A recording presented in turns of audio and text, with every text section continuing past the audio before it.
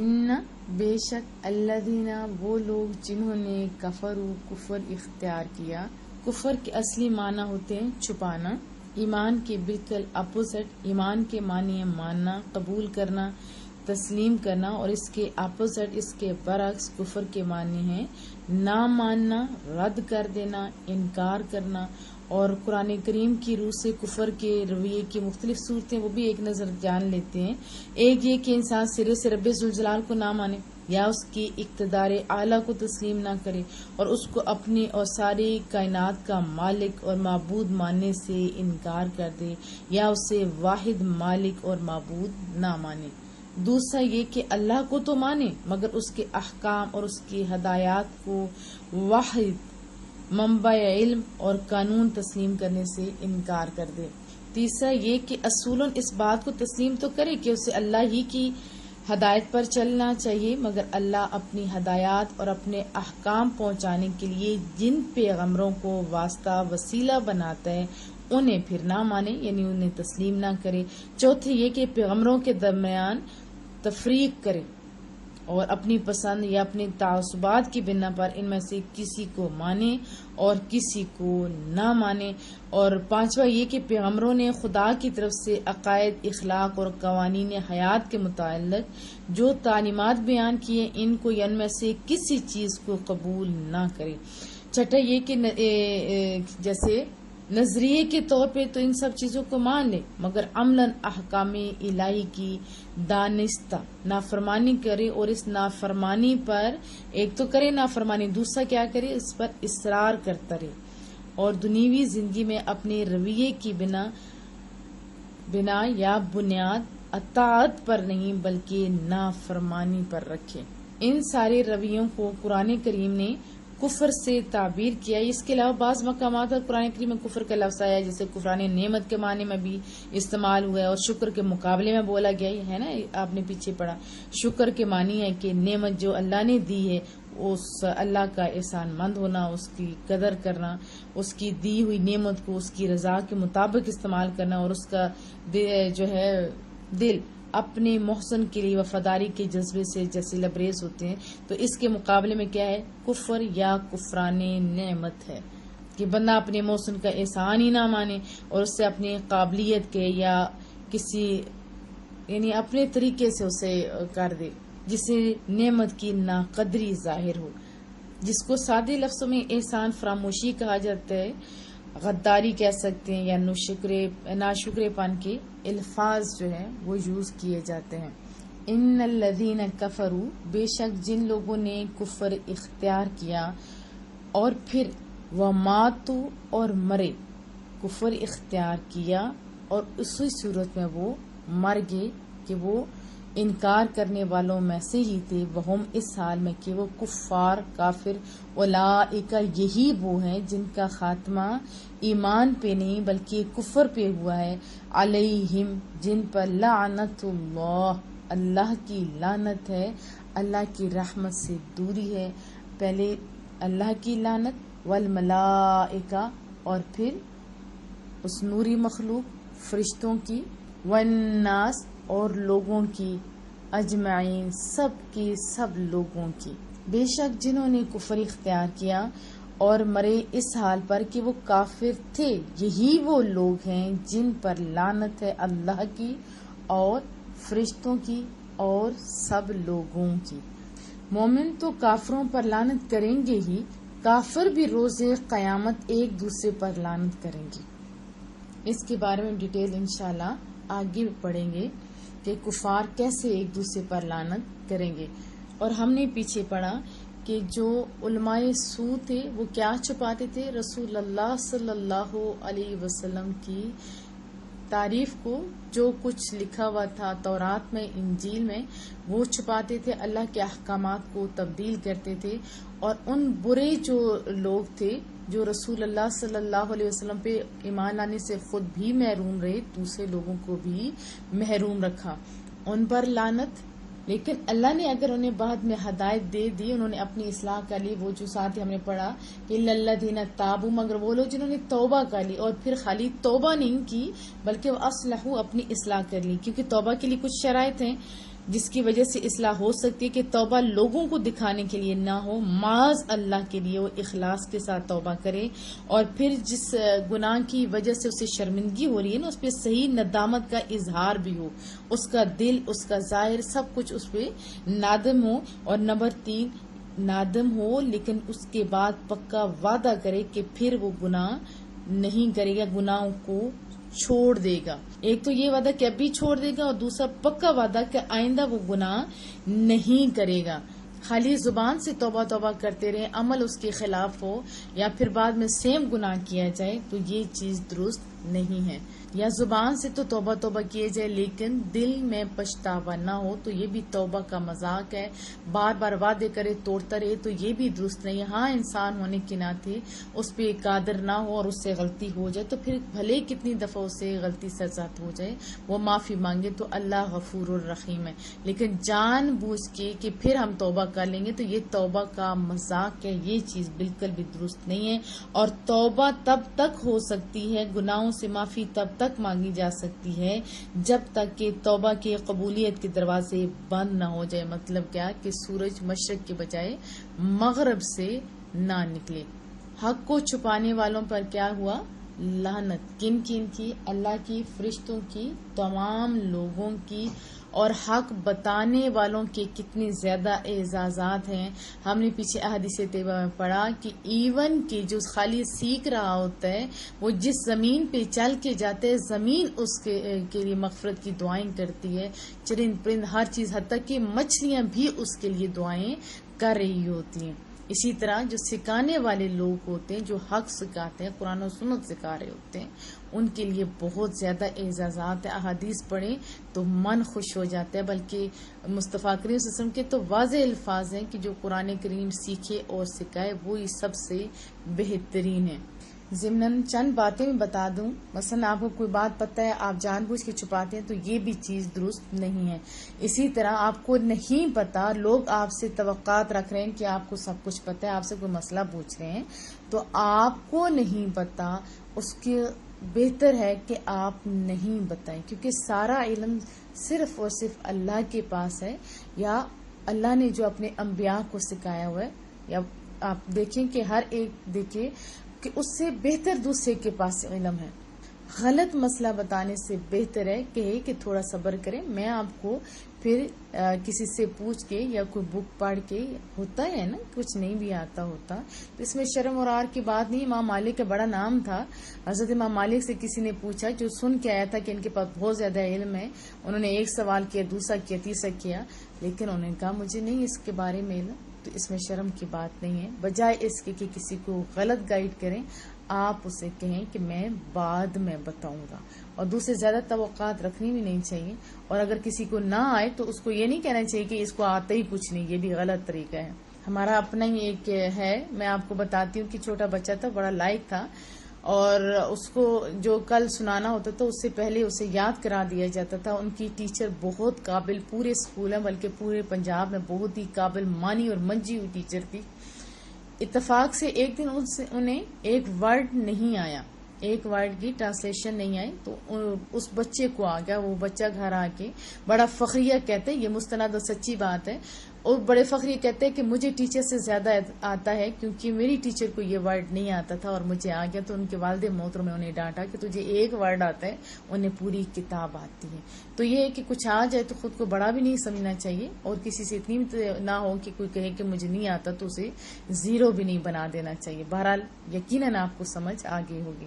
اگر ہم سے کوئی غلطی ہو گئی ہے تو ہمیں چاہیے کہ ہم سچی توبہ کریں، اپنی اصلاح کریں، سیکھیں اور سکھانے کا اہتمام کریں۔ اب جنہوں نے کفر کیا اور اسی حالت میں مر گئے، اس کے بارے میں آتا ہے خالدین فیہا، ہمیشہ رہیں گے اس میں، لا یخفف، تخفیف اردو کا ورڈ ہوتا ہے نا، کم کرنا کچھ، لا یخفف، نہ ہلکا کیا جائے گا، عنہم، ان سے، کیا چیز؟ عذاب، دردناک عذاب، کوئی بریک نہیں ہوگی۔ اب پورا ہفتہ کام کریں، بھلے بھلا ہی کام ہو، اس کے فائدے بھی بہت ہوں، لیکن ایک دن کا ریسٹ ہر کوئی مانگتا ہے نا، ایسی بات۔ اور جب ہو ہی بندہ عذاب میں اتنے زیادہ عذاب میں جس کی آگ دنیا کی آگ کی نسبت 70 گنا زیادہ ہو. اس آگ کا ایندھن پتھر اور انسان ہو. دنیا کی کتنی تیز آگ ہو، پتھر نہیں پگھلتا، لیکن ادھر تو پتھر بھی پگھل جاتا ہے. جس کے ایندھن پتھر ہو، اس آگ کا اللہ بچائے ہر ایک کو. کیا فرمایا جائے کہ نہ عذاب اس سے ہلکا کیا جائے گا. ولا ہم ینظرون، وا اور لا لام کے ساتھ الف ہے. اس کو صحیح طریقے سے پڑھنا چاہیے، کیونکہ لام کے اوپر خالی زبر و الف نہ ہو تو اس کا مطلب بالکل اور ہوتا ہے، اور لام کے ساتھ الف و لا جس کو بولا جاتا ہے اس کا بالکل اپوزٹ مطلب ہوتا ہے. تو اس پہ بھی دھیان دیا کریں جب آپ پڑھ رہے ہوتے ہیں. ولا اور نہ ہم انہیں ینظرون، مہلت دی جائے گی. نہ عذاب ہلکا کیا جائے گا اور نہ انہیں مہلت دی جائے گی. وَإِلَٰهُكُمْ، اور تمہارا خدا، الہ خدا، واحد ایک ہے، اور تمہارا خدا ایک خدا ہے. لا لام کے ساتھ الف ہے، لا نہیں. الہ خدا، اللہ سوائے اس کے. الرحمن بہت ہی مہربان. اس کی ڈیٹیل ہم نے سورۃ الفاتحہ میں کی تھی، وہ ضرور آپ سنیے. الرحیم ہمیشہ رحم فرمانے والا. اس کی بھی ڈیٹیل سورۃ الفاتحہ کی ایک دفعہ لازمی آپ سنیے، آپ کا ایمان تازہ ہو جائے گا. اور تمہارا خدا ایک خدا ہے، نہیں کوئی خدا سوائے اس کے، بہت ہی مہربان، ہمیشہ رحم فرمانے والا ہے. بہت ہی خوبصورت آیت مبارکہ کہ وہ اکیلا حکمران ہے، اس کا کوئی شریک نہیں، اس جیسا کوئی نہیں. وہ احد ہے. قل هو اللہ احد اللہ الصمد لم یلد ولم یولد ولم یکن لہ کفوا احد. وہ احد ہے، اس لیے وہی عبادت کے لائق ہے، اس کے علاوہ کوئی نہیں. باقی سب اس کی مخلوق ہے. اللہ ایک ہے، اس لیے کہ حکمرانی میں، پیدا کرنے میں، سب میں وہ اکیلا ہے. اسی لیے عبادت میں بھی اس کے ساتھ کسی کو شریک نہیں کیا جا سکتا. وہ ایک خدا ہے، اور پوری مخلوق کے اگر ہر بندہ سوچے تو اسے لگے جیسے وہی مجھ سے سب سے زیادہ پیار کرتا ہے نا. ایسی بات کہ ہر ایک سوچے نا کہ ہمارے اوپر کتنی عنایات ہیں، کتنے احسانات ہیں، خود بخود دل ادھر چلا جاتا ہے نا. ایسی بات آپ ذرا سوچیے اور مخلوق کا رویہ دیکھیے. وہ ایک ہو کے سب کے ساتھ، اور ہم نے تو خالی ایک کو راضی کرنا ہے. ذرا اپنا رویہ اپنے رب ذوالجلال کے ساتھ دیکھیے. وہ ایک ہو کے ساروں کو خوش کر دے، اور ہم سارے صرف ایک کو خوش نہ کریں. تھوڑا دکھ کا مقام ہے نا، تو اپنی زندگیوں کو اسی کے تابع کر دیجیے. ان بے شک فی خلق السماوات، فی میں، خلق پیدا کرنے میں، کس کو؟ آسمانوں کو پیدا کرنے میں، والارض اور زمین کی، واختلاف اللیل، واختلاف کیا ہوتا ہے؟ گردش، آنا جانا، اختلاف جیسے دن اور رات ہو جاتے ہیں، روشنی اندھیرا وغیرہ. لیل رات کا، والنہار اور دن، والفلک اور جہازوں، التی جو تجری چلتے ہیں، فی البحر سمندر میں، بما اس کے ساتھ جو ینفع نفع پہنچاتی ہے، کن کو؟ الناس لوگوں کو. کتنی خوبصورت اللہ کی دلیلیں، توحید کی دلیلیں، بنانے والے کی دلیلیں. دیکھو نا لوگو، آسمان کی طرف دیکھو، اس کی بلندی کی طرف دیکھو، اس کی وسعت کی طرف دیکھو، اس کے ٹھہرنے کو دیکھو، اس کے اوپر سارے سورج چاند تارے کس خوبصورتی کے ساتھ وہ لگے ہوئے ہیں. ایسا کوئی کر سکتے ہیں؟ نہیں. کون کہتے ہیں؟ اللہ. اور بغیر پلر کے چھت کوئی بنا سکتا ہے؟ نہیں. اس کا کوئی پلر نہیں، اس کے رنگ میں کوئی تبدیلی نہیں آئی. دنیا کا کتنا ہی بڑا بنانے والا کیوں نہ ہو، کتنا ہی خوبصورت، کتنا ہی مہنگا چھت کیوں نہ بنائے، 100 سال کے بعد دیکھیے اس کی حالت کیا ہوگی. 100 سال سے پہلے ہر سال کے بعد تو پینٹ کرانا پڑتا ہے. میرے سونے رب کے آسمان کا رنگ تو دیکھو. آپ کے دادا نے، پردادا نے، حضرت آدم سے لے کے ابھی تک جتنے لوگ ہیں، کوئی ایک بھی نہیں کہہ سکتا کہ اس کے رنگ میں کوئی تبدیلی آئی ہو. وہی سونا رنگ، وہی اس کے اوپر خوبصورت مزین سورج چاند تارے، اتنی خوبصورت مثال. اس کو کس نے پیدا کیا؟ اللہ نے. پھر اس کے اوپر کیا رکھا ہے؟ چاند، سورج، ستارے، یہ دن اور رات کا آنا جانا، یہ کون ہے؟ کبھی بھی ایسا نہیں ہوا کہ تھوڑا ٹائم آگے پیچھے اور نہیں. پہلے کیا دلیل دی؟ آسمان کی، والارض، اور زمین پہ بھی غور کریں، پانی کے اوپر کھڑی ہے. اس کے اوپر بڑے بڑے بلڈنگز تیار آپ کرتے ہو. پانی کو ویسے تو سمندر جیسے سخت کرتے ہیں، کتنا مشکل کام ہے. پانی کے اوپر تو کچھ بھی نہیں ہوتا، بلکہ آپ بھی پانی کے اوپر، سمندر کے اوپر کھڑے ہو گئے تو دیکھیں آپ ڈوب جائیں گے. لیکن اللہ کی شان دیکھیں، زمین کو بڑے سکون کے ساتھ بنایا ہوا، پانی کے اوپر کھڑی ہے. پھر رات اور دن کا آنا جانا. کبھی ایسا ہوا ہے کہ رات دن کی جگہ آ جائے، دن رات کا؟ نہیں ایسا ہوتا. پھر زمین کے اوپر بلند و بالا پہاڑ. پھر آپ دیکھیں سمندر اور پانی کا اگر آپ مجموعہ پڑھیں تو کس کا؟ ہائیڈروجن اور آکسیجن کا. یہی ہے نا، ایک آگ جلانے والی گیس ہے اور ایک آگ بھڑکانے والی، لیکن یہی آپ کو زندگی دے رہا ہے. یہی جو سمندر ہے اس پہ بھی آپ غور کیجئے. زمین کے اوپر مختلف قسم کے کھانے کے پھل اور بیل، بوٹے، پودے، اور یہ سمندر. اور پھر سمندر کے اندر کون کون سی چیزیں، وہ بھی اگر آپ ابھی سرچ کریں، ابھی تو آپ مشکل نہیں ہے، آپ گوگل پہ سرچ کریں تو سب کچھ آپ کو پتہ چل جائے گا کہ اللہ نے کیا کیا پیدا کیا ہوا اس کے اندر. پھر کشتیاں، اس کے اوپر جہاز، دوسرے ممالک کے ساتھ رابطے آسان، لینا دینا کتنا آسان کر دیا کریم رب نے. اسی کا تو تذکرہ ہے قرآن کریم میں. اور جہازوں میں جو چلتے ہیں سمندر میں، وہ چیزیں اٹھائے ہوئے ہیں جو نفع پہنچاتی ہیں لوگوں کو.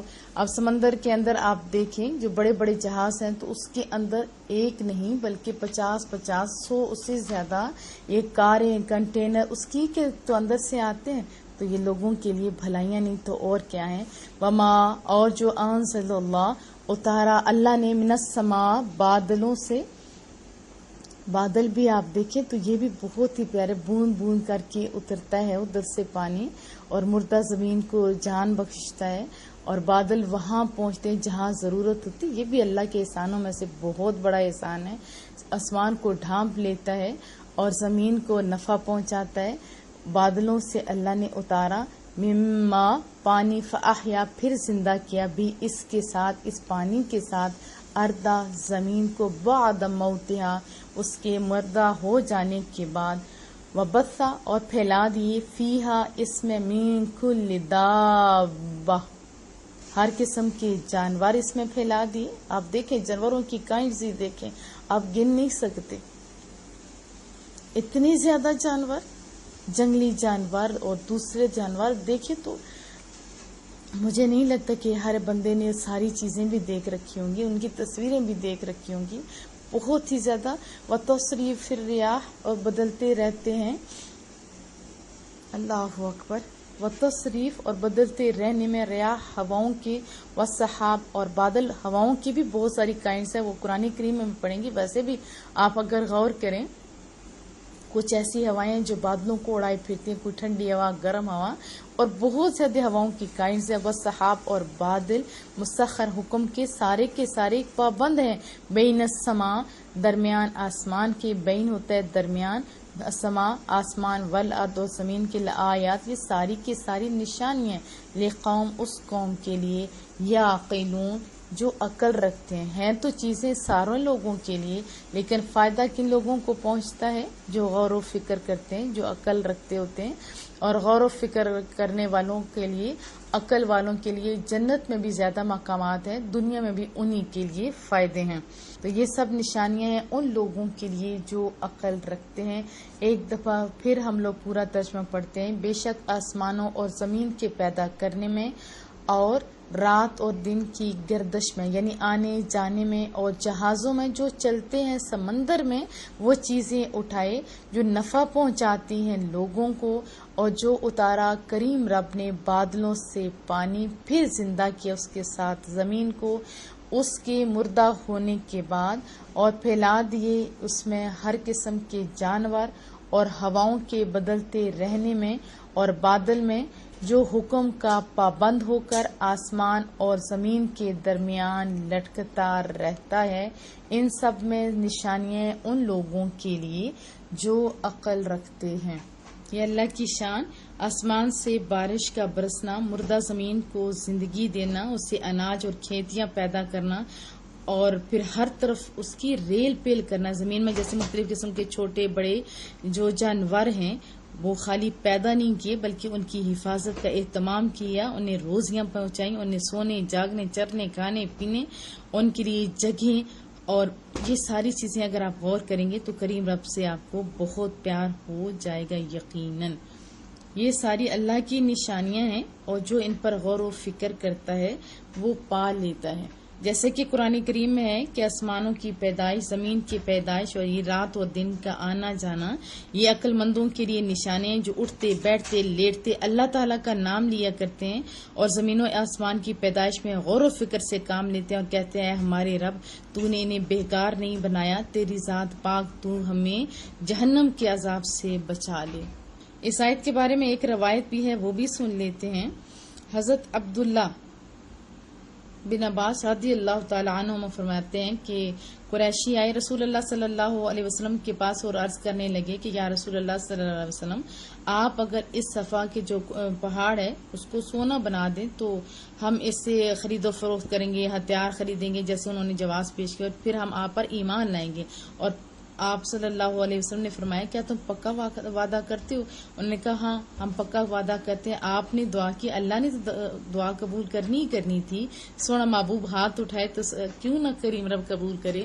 حضرت جبریل امین آیا اور فرمایا تمہاری دعا تو قبول ہے، لیکن اگر یہ لوگ پھر بھی ایمان نہ لائے تو ان پر اللہ کا وہ عذاب آئے گا جو آج سے پہلے کسی پر نہیں آیا. تو پھر آپ بہت زیادہ حریص تھے نا کہ سارے کے سارے لوگ اللہ کی طرف آئیں، لیکن پھر کانپ اٹھے اور عرض کرنے لگے نہیں مولا کریمہ انہیں ایسے ہی رہنے دے. یہ نہیں تو ہو سکتا ہے ان کے آنے والے بچے آج نہیں تو کل یہ یا ان کے بچے ایمان کی دولت سے مالا مال ہو جائیں. تو یہ آیت کریمہ اتری کہ اتنی زیادہ نشانیاں ہیں، اس کے علاوہ اور انہیں کیا چاہیے. آپ بھی غور و فکر کیجیے، آپ کو بھی اللہ سے بہت پیار ہو جائے گا انشاءاللہ.